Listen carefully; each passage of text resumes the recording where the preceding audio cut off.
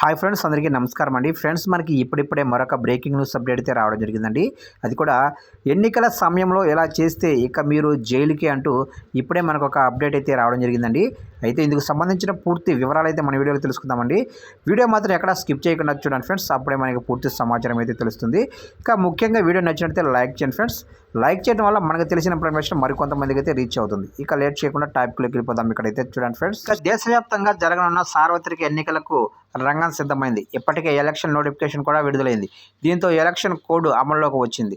శాంతి భద్రతలకు విఘాతం కలిగించకుండా ఉండేందుకు ఎన్నికల సంఘం మోడల్ కోడ్ ఆఫ్ కాండక్ట్ను అమలు చేస్తుంది. ఇక నోటిఫికేషన్ రిలీజ్ అయినప్పటి నుంచి ఫలితాలు విడుదలయ్యేంత వరకు ఎలక్షన్ కోడ్ అమల్లో ఉంటుంది. ఈ సమయంలో నేరాల పరిధిలోకి వచ్చే కార్యకలాపాలు ఏంటో తెలుసుకోవడం చాలా ముఖ్యం. ఎందుకంటే తెలిసి తెలియక చేసే పొరపాట్లు భారీ మూల్యం చెల్లించవచ్చు. కాబట్టి అనుక్షణం అప్రమత్తంగా ఉండటమే కాకుండా అలాంటి కార్యకలాపాలకు దూరంగా ఉండాలి. ఇక ఎన్నికల సమయంలో డబ్బు మరేదైనా ప్రలోభపెట్టి సాధారణ ప్రజలను ఓట్లు అడగటం తీవ్రమైన నేరం కిందకు వస్తుంది. ఇక బెదిరింపుల ద్వారా ఓట్లు అడగటం లేదా బలవంతంగా ఓట్లు వేయించడం కూడా ఎన్నికల కమిషన్ ప్రవర్తన నియమావళిని ఉల్లంఘించడమే అవుతుంది.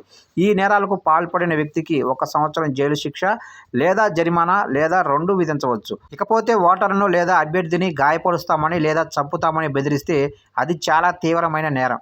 ఐపీసీ 171 ప్రకారం బెదిరించిన వ్యక్తికి 1 సంవత్సరం జైలు శిక్ష లేదా జరిమానా విధించే నిబంధన ఉంటుంది. ఇక ఎన్నికల ప్రచారంలో మద్యం పంపిణీ చేయటం లేదా ఓట్లకు ఆశపడి డబ్బుతో ప్రజలను ఆకర్షించటం మోడల్ కోడ్ ఆఫ్ కాండక్ట్ను ఉల్లంఘన అవుతుంది. ఇది చాలా తీవ్రమైన నేరాల విభాగంలోకి వస్తుంది. ఈ నేరానికి సెక్షన్ 171(b), సెక్షన్ 171(e) కింద వ్యక్తికి కనీసం 3 నెలలు జైలు శిక్ష పడుతుంది.